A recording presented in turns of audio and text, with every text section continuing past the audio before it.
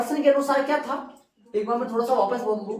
प्रश्न के अनुसार क्या दिया था, प्रश्न नंबर 29 की बात करें तो प्रश्न में क्या दे रखा था, ये दे रखा था ए क्या था और जी क्या था, दो धनात्मक संख्याओं का समांतर माध्य तो कैपिटल ए था और गुणोत्तर माध्य कैपिटल जी था। समांतर माध्य ये था तो ए और ए प्लस बी बटा 2 के बराबर में तो ए लगा दिया, ये सूत्र होता है समांतर माध्य का, और रूट ए बी के बराबर में जी लगा दिया। अपने को सिद्ध क्या करना है, सिद्ध करना है कि दो धनात्मक संख्याएं इस रूप में आए, ए का मान भी डबल है यहाँ और बी का मान भी डबल है, ए का मान एक तो प्लस का आएगा, एक बी का मान भी, ये अपने को सिद्ध करना है। तो मैंने क्या मान लिया, माना कि दो धनात्मक संख्याएं ए व बी है, माना कि दो धनात्मक संख्या कौन सी है, ए व बी है। प्रश्नांश समांतर माध्य कैपिटल ए था, सूत्र लगा दिया ए प्लस बी बटा 2 बराबर ए, 2 वहां चला गया तो ए प्लस बी बराबर में 2a हो गया।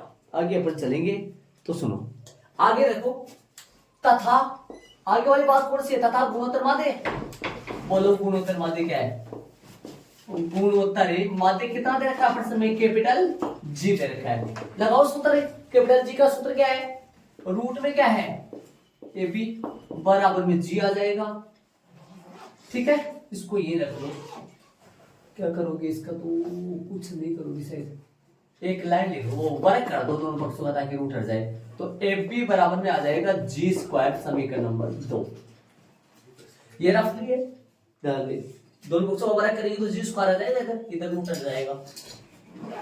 आगे अपन चलेंगे, दो धनात्मक संख्या ए और बी मान लिया, ए और बी के बीच का समांतर माध्य कैपिटल ए दे रखा था, गुणोत्तर माध्य जी दे रखा था, ए और बी संख्या ए से आ गई, देख लो आराम से। चलेंगे आगे, यहां तक समीकरण 1 निकल गया समांतर माध्य से, समीकरण 2 निकल गया गुणोत्तर माध्य से। इसके बाद में इस सवाल के दो तरीके चलते हैं, एक तो ए माइनस बी का होल स्क्वायर बराबर, जानते होंगे आप क्या होता है, क्या होता है, ए प्लस बी का होल स्क्वायर माइनस का 4ab, क्यों, अपन यहां तो रख देंगे 2a, रख देंगे 2a समीकरण से, और यहां क्या रख देंगे 4g स्क्वायर, है ना। और एक तरीका और भी है, छोटा कौन सा बनेगा बड़ा कौन सा बनेगा, दोनों लगभग सेम ही बनेंगे, सेम थोड़ा बहुत फर्क हो जाए, क्या पता लाइन दो लाइन का पता नहीं, बाकी दो तरीके इसके, है ना। तो चले आगे, आगे सुनो, हम जानते हैं कि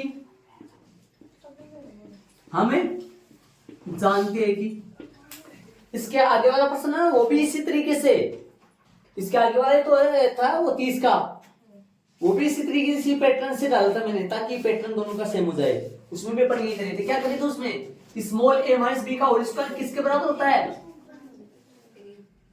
ए प्लस बी का होल स्क्वायर के बराबर और माइनस 4ab के बराबर, मान रख दो, हल कर दो, ए माइनस बी का होल स्क्वायर बराबर में इसकी जगह है 2a का होल स्क्वायर, समीकरण नंबर 1 से 4g स्क्वायर, समीकरण नंबर कहां से,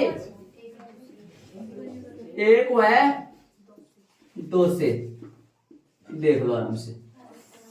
आगे वाली स्टेप में a माइनस बी, क्या तरीका है, कैसे क्या करना है वो मैं बताऊंगा आपको, तरीके से ध्यान दे, इसको सोल्व करो थोड़ा सा, क्या आ जाएगा 4 कैपिटल ए स्क्वायर माइनस का 4 कैपिटल जी स्क्वायर, 4 कॉमन ले लो वहां से, पहले ले लो 4 कॉमन, ए माइनस बी का होल स्क्वायर बराबर जो आ जाएगा वो क्या आएगा, 4 इसमें कॉमन ले लो,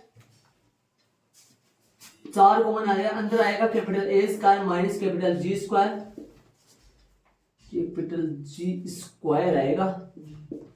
आगे वाली स्टेप में क्या हो जाएगा, ए माइनस बी जो आएगा, क्या आएगा, ए माइनस बी जो आएगा वो 4 का रूट लगा दूं, 2 लगा सीधा कर दूं, 2 रूट में क्या आएगा, ए स्क्वायर माइनस जी स्क्वायर। अगला स्टेप क्या आएगा, ए माइनस बी जो आएगा वो 2, और सुनो 2, एक बात बोल रहा हूं शायद मैं यहाँ, 1 मिनट रुक जाओ, शायद प्लस माइनस आएगा ना साथ में, है ना, प्लस माइनस आएगा साथ में, है ना। तो कहाँ आएगा, यहाँ आएगा क्या,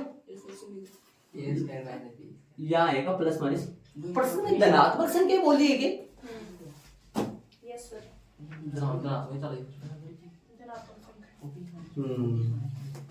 धनात्मक संख्या, सही बात है, लेकिन यहाँ तो प्लस माइनस आएगा ना, संख्या तो धनात्मक आएगा लेकिन यहाँ तो प्लस माइनस आएगा ना। तो प्लस माइनस क्या आएगा, प्लस माइनस 2 रूट में a minus A plus G और a माइनस जे, ठीक है। ये समीकरण नंबर 3 आ गया। समीकरण नंबर 1 और 3 को हल करेंगे। आपको पता है 1 और 3 को हल करके यदि एक बार जोड़ूं तो मान किसका निकलेगा, एक बार घटाऊं तो मान किसका निकलेगा, समझ रहे हो क्या। जोड़ूंगा तो b से b कट जाएगा, 1 का मान आ जाएगा, और घटाऊंगा तो a से a कट जाएगा। हाँ, समीकरण 1 और 3 को हल कर लेंगे जिससे मान आ जाएगी इनकी। समीकरण 1 व 3 को पहले क्या कर देते हैं, जोड़ दो। समीकरण 1 में समीकरण 3 को जोड़ने पर, जोड़ो। 1 में कौन से को जोड़ोगे, समीकरण 1 में 3 को जोड़ने पर, बताओ कैसे जोड़ोगे। a प्लस बी बराबर में क्या है, g 2a और a माइनस बी बराबर में plus minus 2 into root capital A plus capital G into capital A minus capital G। बाकी जोड़ना है, b से b कट जाएगा, निशान चेंज होगा नहीं। a क्या बन जाएगा 2a बराबर में बोलो 2a plus minus, plus minus देखो सुनो, यहाँ प्लस माइनस आएगा तो फिर प्लस, देखो यहाँ प्लस लगेगा एक बार इसके जोड़ने पर, प्लस लगेगा तो प्लस को प्लस से गुणा तो प्लस ही आएगा, प्लस को माइनस से गुणा तो माइनस से आएगा, मतलब यहाँ प्लस माइनस से आएगा, मतलब यहाँ प्लस माइनस से आएगा। रूट में क्या है 2, रूट में क्या है कैपिटल A प्लस में G और कैपिटल A माइनस में G। अब पूरी लाइन को 2 से डिवाइड कर दो, मतलब दोनों पक्षों में 2 का भाग दे दो, या ऐसे समझो कि भाई ये 2 इनके बट्टे में जाएगा, फिर ऊपर से कॉमन आ जाएगा, या अलग अलग हो जाएगा। 2a के बट्टे में भी 2 लग गया और प्लस माइनस 2 रूट के बट्टे में भी 2 लग गया, 2 से 2 क्या हो जाएगा, कट जाएगा। या पूरी लाइन से हटा दो ना 2 को, दोनों पक्षों में 2 का भाग दो, तो a बराबर क्या आ जाएगा अपना capital A plus minus root में कैपिटल A प्लस में कैपिटल G और a माइनस में कैपिटल G। ये बन गया अपना, ठीक है। a का मान अपने पास आ गया। तो चाहो तो आप ऐसे कर लो, ये a का मान इसमें रख दो, नहीं घटा रहे तो या तो समीकरण 1 में समीकरण 3 घटा के कर लो, या घटा के नहीं कर रहे हो तो ये a का मान यहां रखो, या समझ रहे हो मैं क्या कर रहा हूं, ये a का मान यहां रखोगे, कितना रखोगे यहाँ a, फिर ये 2a इधर आ जाएगा, ऐसे कर लो आप। समीकरण 1 में, या तो समीकरण 1 में से 3 को घटाकर b निकाल लो, b स्मॉल b, या a का मान समीकरण 1 में रख लो, वहां से b निकाल लो, समीकरण 1 में रख दो, इजी बढ़ जाएगा थोड़ा सा, है ना। तो क्या करोगे समीकरण 1 से, तो समीकरण 1 ले लो, समीकरण नंबर 1 से, समीकरण नंबर 1 से, हाँ क्या है समीकरण number a plus B equal में 2a है, तो बोलो a का मान यहां लगा दो, या b का मान निकालोगे तो क्या करोगे, b का मान निकालोगे तो 2a माइनस a, b का मान करोगे तो क्या आएगा 2a, तो सही है, माइनस a की जगह क्या रखोगे, एक की जगह रखोगे, एक ही जगह रखोगे capital A plus minus root में क्या आएगा capital A plus G, A plus में G into capital A minus में G।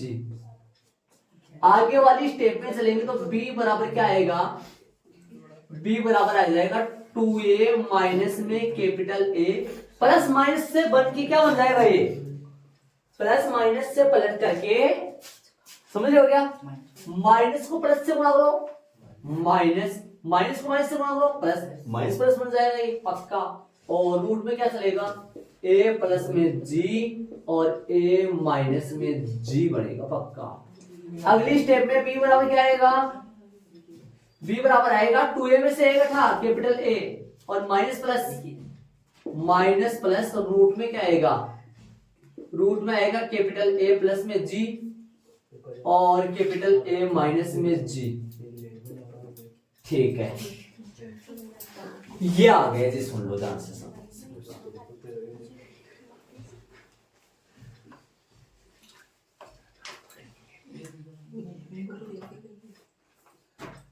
समझ गए, सिद्ध हो गया। तो प्रश्न में क्या बोला था, सिद्ध करो कि वो दो संख्या ऐसे हो, ये एक दो पहली संख्या ऐसे है फिर दूसरी संख्या ऐसे आ गई, तो क्या लिखोगे तवालन में आता है वे दो संख्याएं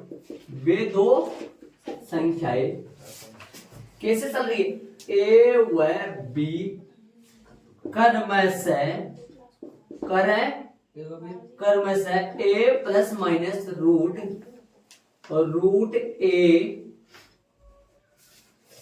ए प्लस जी और ए माइनस जी व रूट क्या A minus plus root capital A plus G और capital A minus G H P. एक बात सुनो, आपके ये दिक्कत आएगी थोड़ा समझने में, आपकी बुक में यही दे रखा है, इसको अपन देखा जाए तो इसको माइनस प्लस ना बोलकर अपन प्लस माइनस बोले तो दोनों की ये होगी, ए जो है ना ए, ऐसे बताओ यहाँ पर एक के मान कितने आ रहे हैं आपके पास, दो आ रहे हैं एक मान, क्या बोलोगे बताओ, एक मान पहला मान क्या आया, ए प्लस रूट वाला और ए माइनस रूट वाला, और यहाँ बी के मान भी तो दो आ रहे हैं माइनस प्लस, लेकिन यहाँ ऐसा है इसमें पहले प्लस माइनस आ रहा है, इसमें माइनस प्लस आ रहा है, लेकिन आ तो दोनों डबल रहे हैं ना, ए भी डबल आ रहा है और बी भी डबल आ रहा है।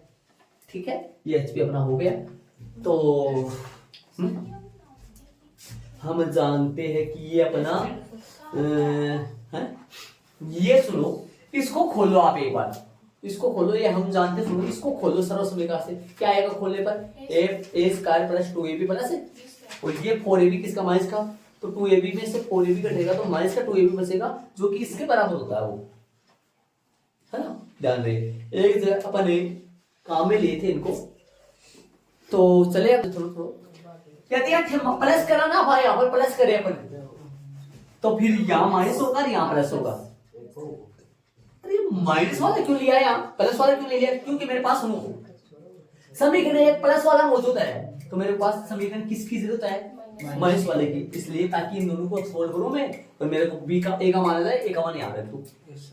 ठीक है, इसके जस्ट आगे वाला प्रश्न 30 का कौन सा है, वो सिद्ध करने वाला प्रश्न है, वही तो है 30 का, तो नहीं इसके पहले वाला है कौन सा, वो सिद्ध करने वाला एक प्रश्न होगा ना, पहले वाला है कर जो अपन ने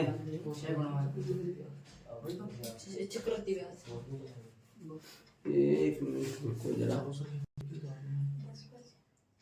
इससे पहले वाला प्रश्न अपन 28 के करे थे, उसमें भी तो काम में लिया था ये वाला जो है उसमें भी तो काम में लिया था 28 प्रश्न में।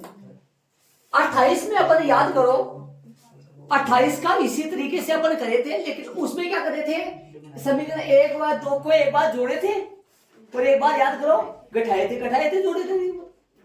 अरे ऐसा थोड़ी ना क्या था, समीकरण एक यूज किया था, प्रश्न नंबर 28 और 29 सेम हो गया, फर्क ये है कि यहाँ पर मैंने एक का मान कैसे निकाला है, जोड़ के, और वहां पर बी का मान कैसे निकाला है, याद करो घटा के निकाला था, घटा के निकाला होगा शायद जोड़ के निकाला, लेकिन यहाँ पर बी का मान समीकरण एक से निकाला है, समझ रहे हो क्या, बल्कि 28 और 29 सेम पैटर्न के प्रश्न हो गए। और एक बात और बता दूं मैं आपको, ये तरीका मैंने दोनों में सेम ले, वैसे इन प्रश्नों के डबल तरीके और है, लेकिन वो करवा नहीं रहा हूं मैं, क्योंकि दोनों प्रश्नों का सेम पैटर्न बन जाए। इस प्रश्न की तरह ही मैंने कौन सा प्रश्न कराया था, 28 वाला भी ऐसा ही करवाया था। चले आगे वाले प्रश्न में चलेंगे अपन 30 में। किसी कल्चर में बैक्टीरिया की संख्या प्रत्येक 1 घंटे पश्चात दुगनी हो जाती है भाई। मतलब 1 घंटे बाद दुगनी हो जाती है। ठीक है भाई। यदि प्रारंभ में उसमें 30 बैक्टीरिया उपस्थित थे, प्रारंभ में कितने थे? 30। प्रश्नानुसार, ये लाइन तो देखो एक बार, प्रारंभ में उपस्थित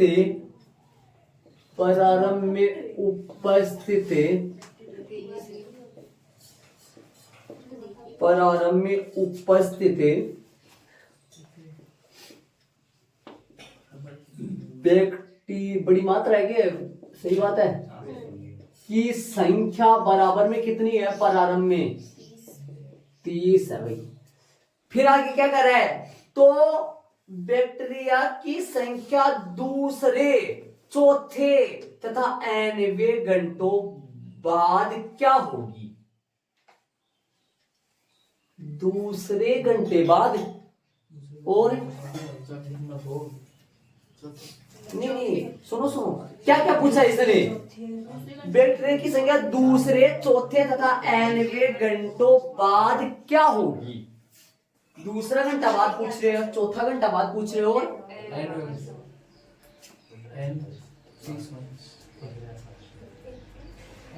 प्रश्नानुसार प्राप्त अनुक्रम क्या बनेगा? अनुक्रम नाम दे रहा हूं मैं पहले। प्रारंभ में 30 संख्या थी उनकी, 30 के प्रत्येक घंटे बाद क्या हो जाती है? दुगुनी। तो फिर कितनी हो जाएंगी? 60। फिर कितनी हो जाएंगी? 120। प्रत्येक घंटे बाद दुगुनी हो जाती है, प्रत्येक घंटे बाद 120, फिर 240। ऐसे करते करते ऐसे चलता रहेगा, मतलब है ना। सुनना, यहां ए बराबर में, यहां ये जीपी है। देखो एक बार देख लो खुद, जीपी बन गया है। देखो देखिए जीपी बन गया है क्या? 30 का दुगुना 60, 60 का दुगुना जीपी बन गई। आर का मान कितना है? सामने चला रहा होगा। या ए का मान तो 30 है तथा आर का मान तो एक बार वैसे लिखोगे क्या? लिख दो। एक मिनट रुको।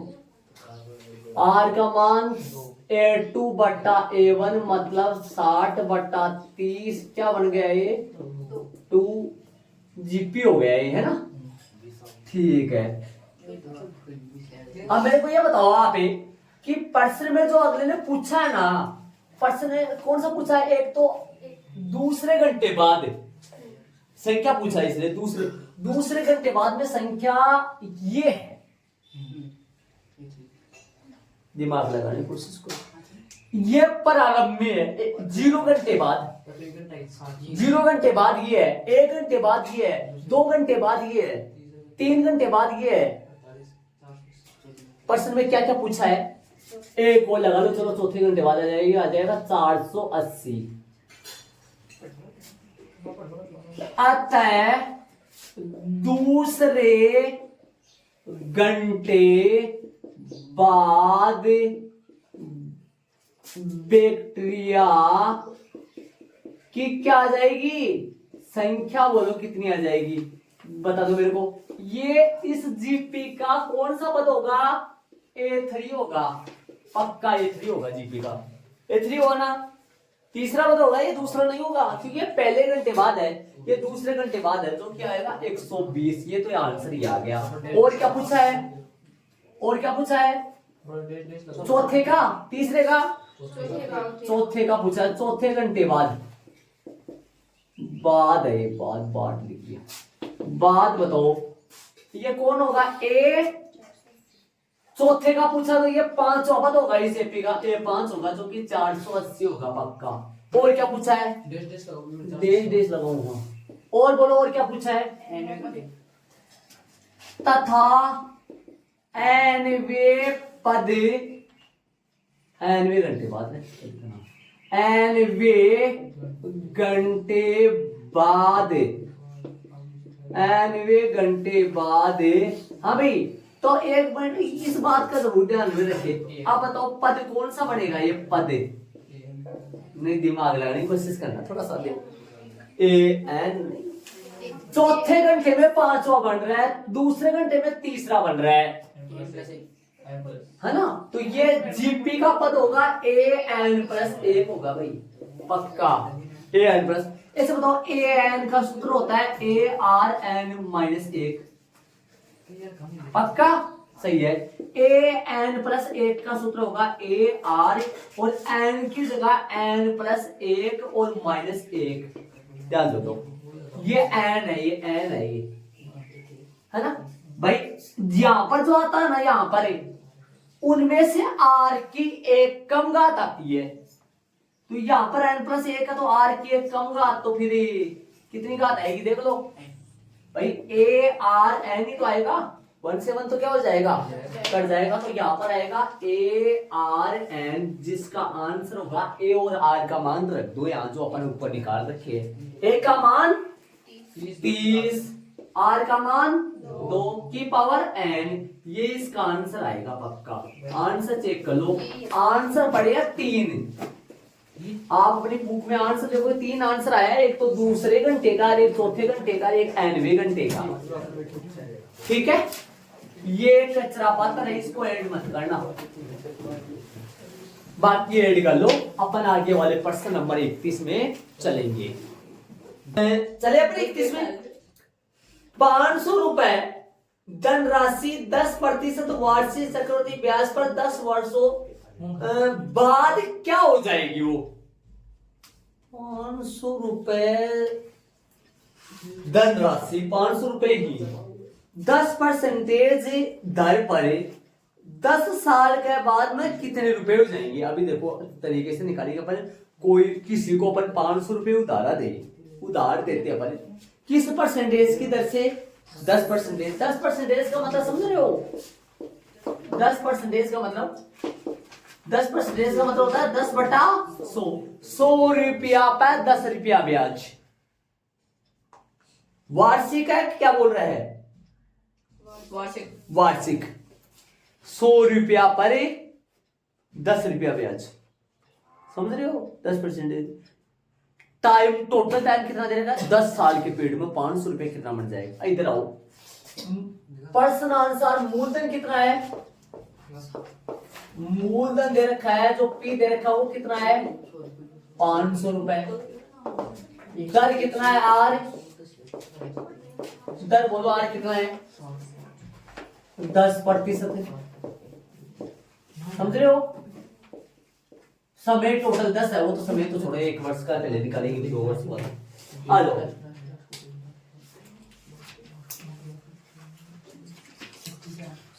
एक वर्ष बाद कुल रुपए, 1 वर्ष बाद कुल रुपए निकाले। सूत्र होता है इसका P इंटू 1 प्लस R बटा 100 की पावर n। 1 वर्ष बाद n का मान 1 है, मान रख दो। सूत्र होता है चक्रवृद्धि ब्याज का। मूलधन कितना है? 500 और 1 प्लस R कितना है? 10 बटा में 100 आ गया। n का मान कितने वर्ष? 1 आ गया। 8वीं क्लास में चलता है खूब सारा। 500 गुणा 110 बटा 16 आ जाएगा। 2 जीरो से 2 जीरो कट गई। बताओ कितने रुपए हो गए? 550 रुपए हो गए भाई। 1 साल बाद में 550 रुपए का 50 रुपए ब्याज हो गया। 1 साल बाद हुआ भाई साहब। 10 साल का पूछा उसने। नहीं 10 से गुणा चक्रवृद्धि ब्याज है, ब्याज पे 50 रुपए पे ब्याज हो लगेगा। 10 से गुणा तो तब करते थे सरल ब्याज होता, तब तो 550 ही बढ़ता।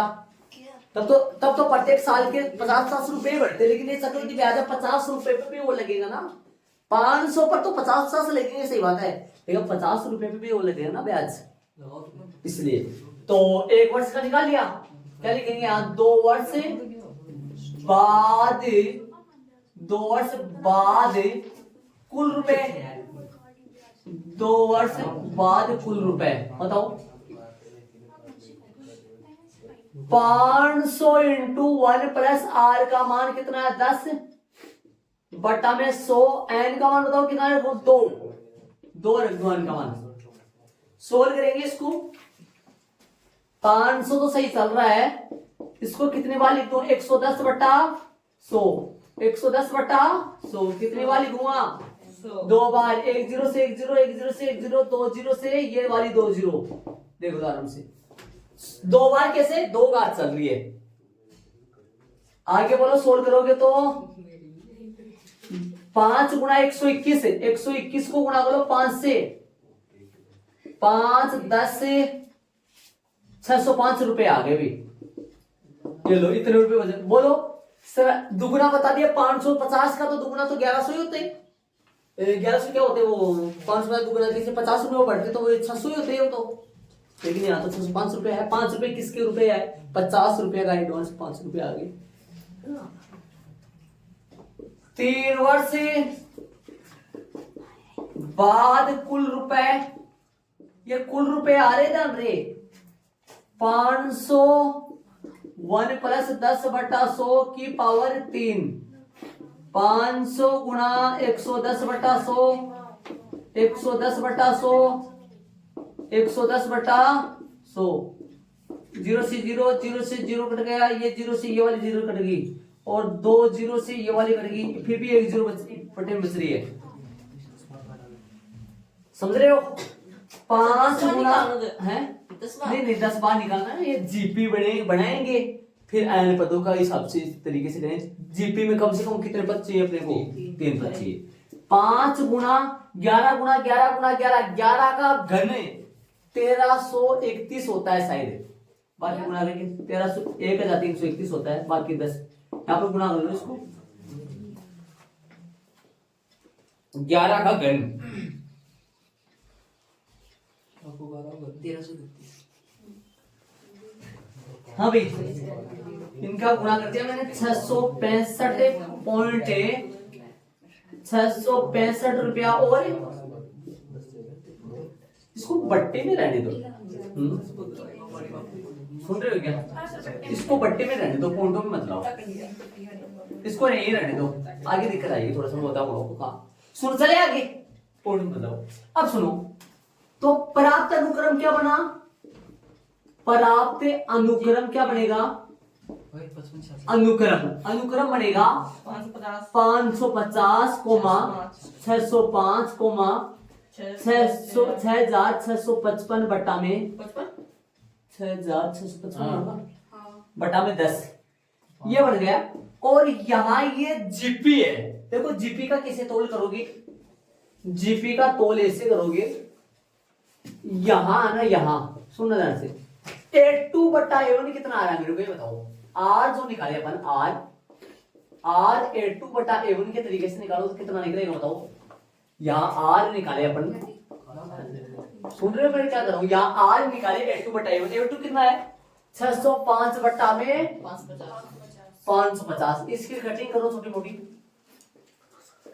मतलब इसको काटो, किससे काटोगे, इसको काटो आप 11 से, कितने से काटो 11 से, या 11 से मैं काटो 55 से काटो, सर 55 से भी कट जाएगा मेरे हिसाब से, 5 से काट दो फिर छोटे छोटे कर देना, 55 से काटोगे तो ये तो कटेगा 10 बार, और वो कटेगा ना 11 बार, 55 को 11 से गुणा करो, शायद मेरे हिसाब से हो जाएगा, बाकी तो कोई पता नहीं है मेरे को, शायद हो बैठ गए सब ना।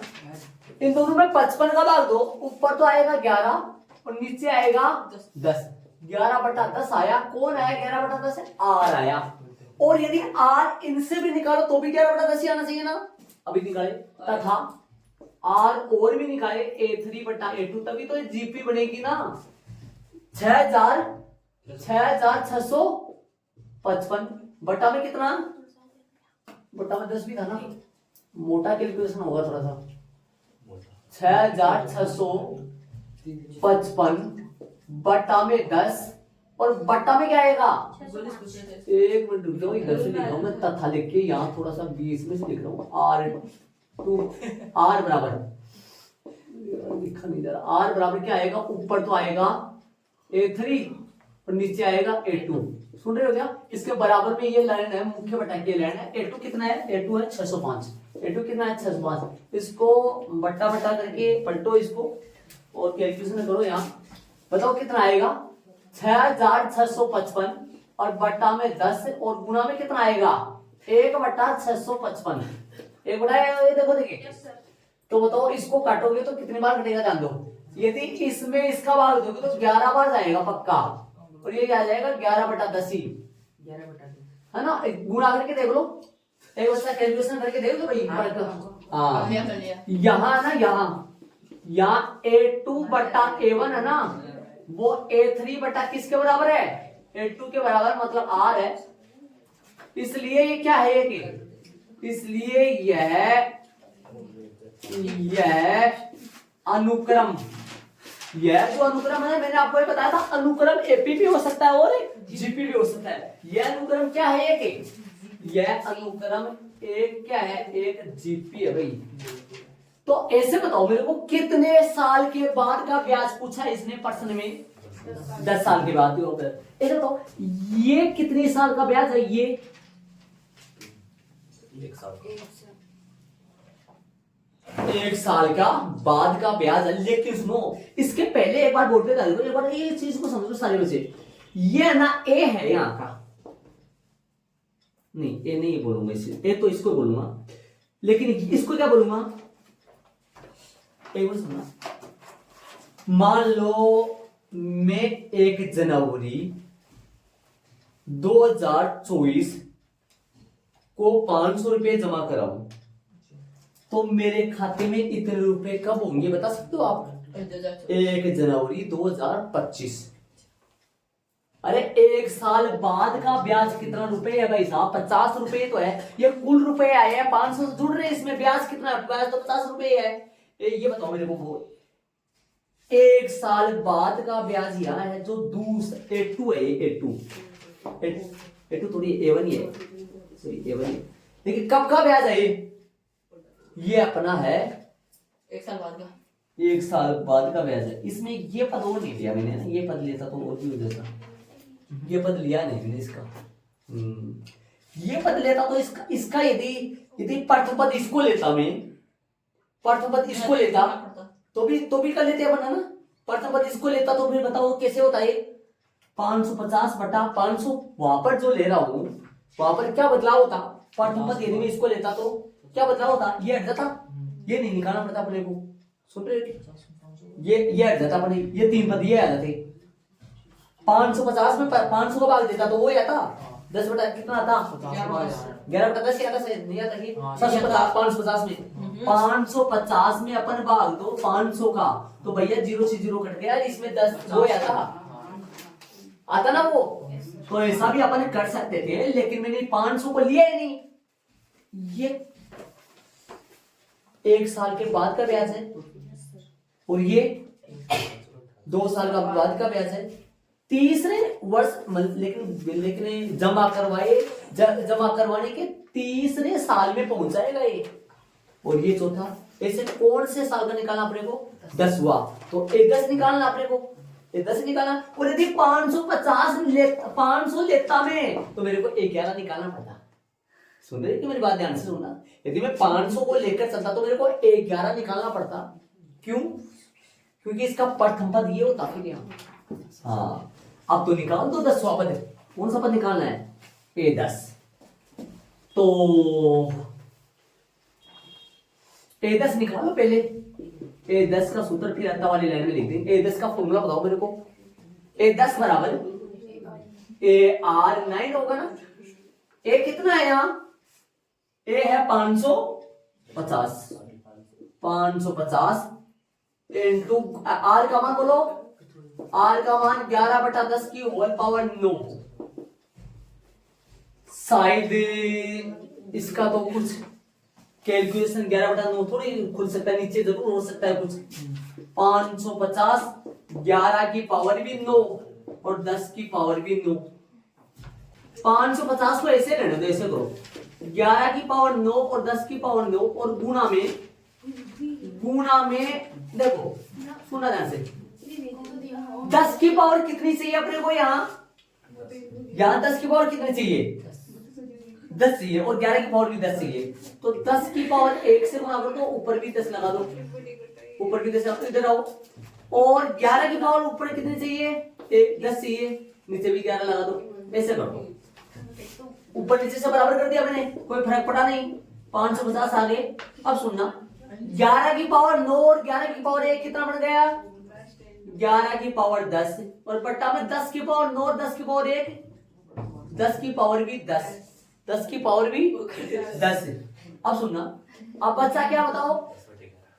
10 बटा 11 बच गए। 11 को इससे काटो, 11 को इससे काटो, 50। सुन रहे हो? 50 को 10 से गुणा करो, 500।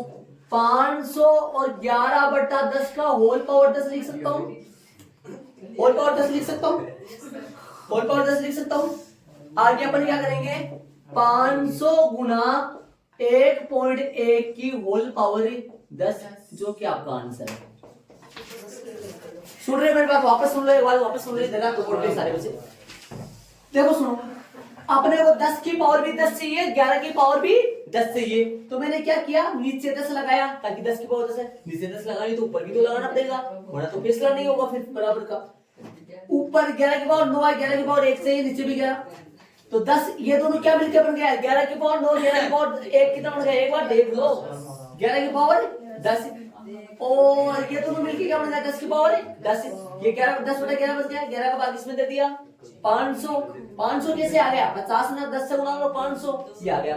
तो सुनना, एक मिनट सुनना, ये आंसर और ये आंसर आपस में आपका बराबर है। आप यदि आप यहां 500 नहीं ले रहे हो, आप यदि यहां 500 नहीं ले रहे हो, तो कौन सा पद निकाल दो? 10वां पद निकाल दो, क्योंकि 500 ऐड हो गया उसमें, ध्यान रहे।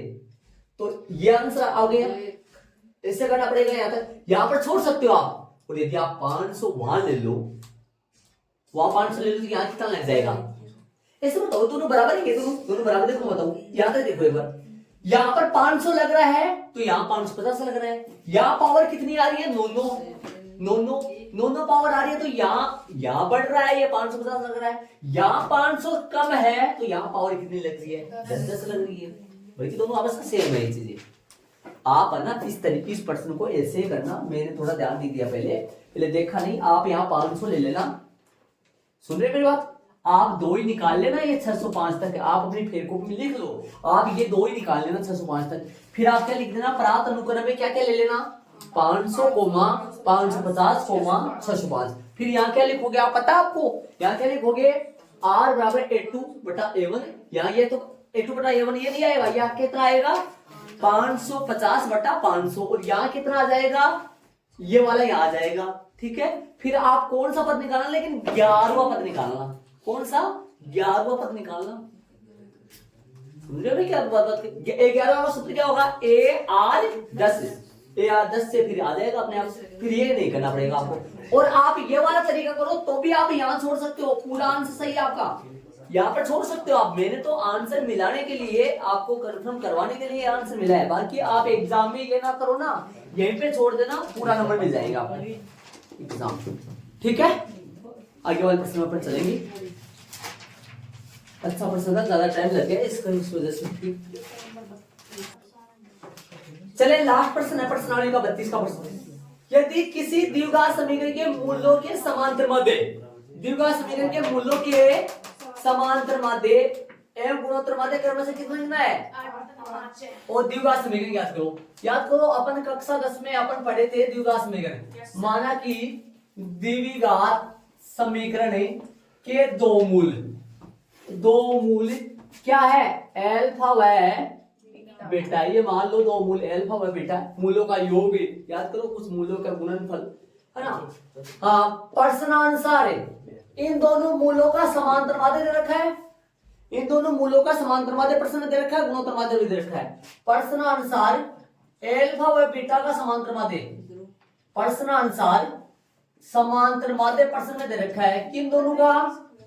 अरे इन दोनों मूलों का ही समांतर माध्य होगा। कितना दे रखा है? 8 है क्या? समांतर माध्य 8 है प्रश्न में। छोटा सा प्रश्न है, इजी प्रश्न है, ये कुछ नहीं। छोटा सा अल्फा प्लस बीटा बराबर कितना आएगा? 8। ये तो आएगा 8 ही।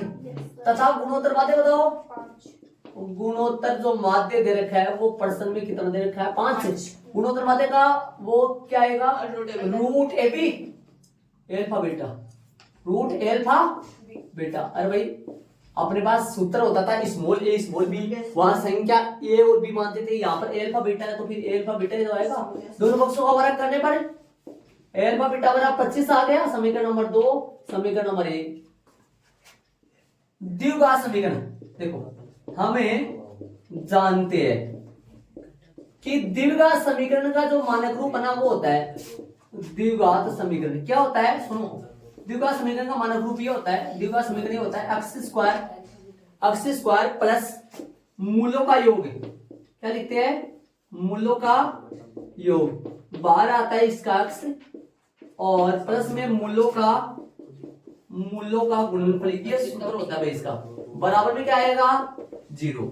ये द्विघात समीकरण का क्या होता है फॉर्मूला होता है ए प्लस बी बट्टा तो आएगा। सही बात है भैया, बट्टा तो आएगा तो फिर यहाँ लिख दो 3 का लगा के एल्फा प्लस बीटा बराबर में आएगा 16। समीकरण नंबर ये आएगा एक। सही बात।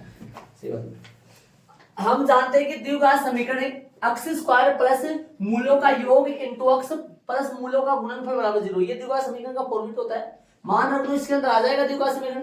अपने को ज्ञात क्या करना है प्रश्न में देखो, देखिए ज्ञात अपने को करना है द्विघात समीकरण। तो द्विघात समीकरण आ जाएगा एक्स स्क्वायर प्लस में मूलों का योग बताओ मेरे को। समीकरण नंबर 1 में मूलों का योग कितना है, मूलों का योग है एल्फा प्लस में बीटा 12x है, मूलों का गुणनफल है एल्फा बीटा बराबर में 0। बताओ एक्स स्क्वायर सही चल रहा है, प्लस में यहाँ क्या रख दूं एल्फा बीटा, प्लस में बीटा की जगह है। समीकरण नंबर 1 से 16x प्लस में कितना रख दूं 25 बराबर में 0। अतः यही अभिष्ट द्विघाती समीकरण है। द्विघाती समीकरण एक ही बात है बेटा। अतः यही अभिष्ट द्विघाती समीकरण है। ये इसका आंसर आ गया। माइनस आएगा क्या, सूत्र में माइनस आता है ना, माइनस आता है सूत्र में माइनस आता है, माइनस आएगा पक्का। सही बात है। चले भी ये हो गया अपना, देख लो आराम से, आंसर चेक कर लो इसका। तो अपनी प्रश्नावली 8.2 जो आपकी बुक में 8.3 है कंप्लीट पूरी होगी। 32 के 32% पूरे हो गए। X square minus alpha plus beta की जगह 16x रख दिया, प्लस में 25 रख दिया। कल से अपने विविध के एग्जाम्पल चलेंगे क्योंकि वो प्रश्नावली तो हट गई आपकी, नए एनसीईआरटी बुक के अनुसार विविध चलेगी। अब हाँ विविध चलेगी, विविध के एग्जाम्पल चलेंगे जो कि कल से चालू करेंगे। आप इनको ऐड कर लो।